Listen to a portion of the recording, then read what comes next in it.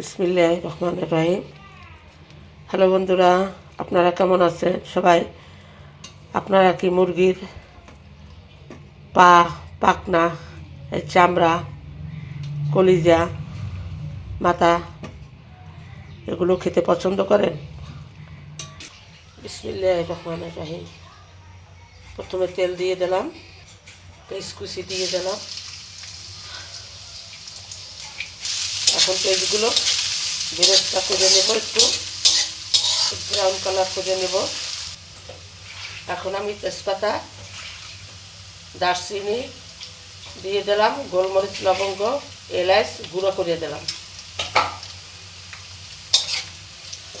পেঁয়াজ আমার একটু ব্রাউন কালার হয়ে গেছে, এখন পানি দিয়ে দেবো একটু।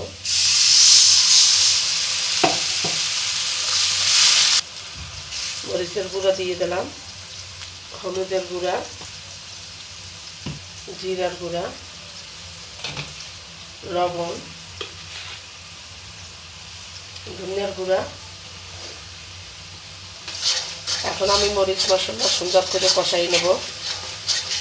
রসুন বাটা দিয়ে দিলাম, আদা বাটা দিয়ে দিলাম,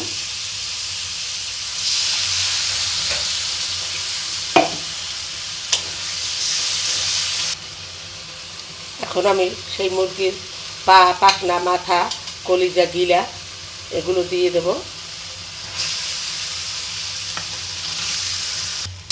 মুরগির পা, পাখনা, কলিজা, গিলা, চামড়া আলু দিয়ে রান্না করব, আপনারা দেখেন। এখন আমি সুন্দর করে কষাই নেব। এখন আমার এগুলো কষানো হয়ে গেছে, এখন আলু দিয়ে দেবো। আলু দিয়ে সুন্দর করে কষাই নেবো। আবার আলু দিয়ে মুরগির ঠ্যাং, হাত পাও, মাথা, কলিজা, গিলা রান্না হচ্ছে। আপনাদের কার কার পছন্দ কমেন্ট করে জানাবেন। আমার ভিডিওতে একটা লাইক, কমেন্ট, শেয়ার করবেন। এখন আমার সব কিছু সুন্দর করে কষানো হয়ে গেছে।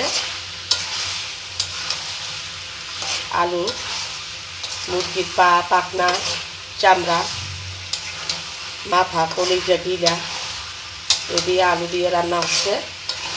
সুন্দর করে কষানো হয়ে গেছে আমার। এখন আমি পানি দিয়ে দিলাম।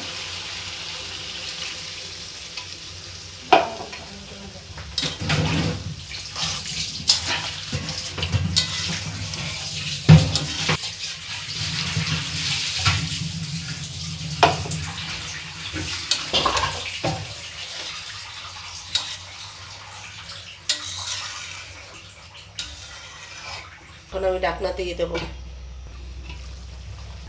আমার তরকারি কীরকম হয়েছে কমেন্ট করে জানাবেন আপনারা।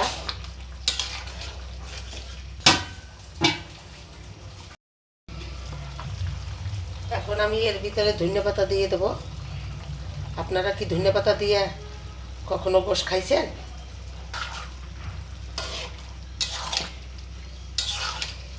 মুরগির হাড্ডি দিয়ে আলু দিয়ে রান্না করলাম, তার ভিতরে ধনিয়াপাতা দিয়ে দিলাম। আপনারাও ধনিয়াপাতা দিয়ে খাবেন, দেখবেন যে কীরকম হয়। একটা লাইক, কমেন্ট, শেয়ার করবেন। আমার রান্না হয়ে গেছে। এখন আমি এলাচ, দারচিনি, গোলমরিচ, লবঙ্গ, জিরা এর গুঁড়ো দিয়ে দিচ্ছি। আমার রান্না শেষ। একটা লাইক, কমেন্ট, শেয়ার করবেন। রান্না কীরকম হয়েছে কমেন্ট করে জানাবেন। আজ এই পর্যন্ত। আল্লাহ হাফেজ।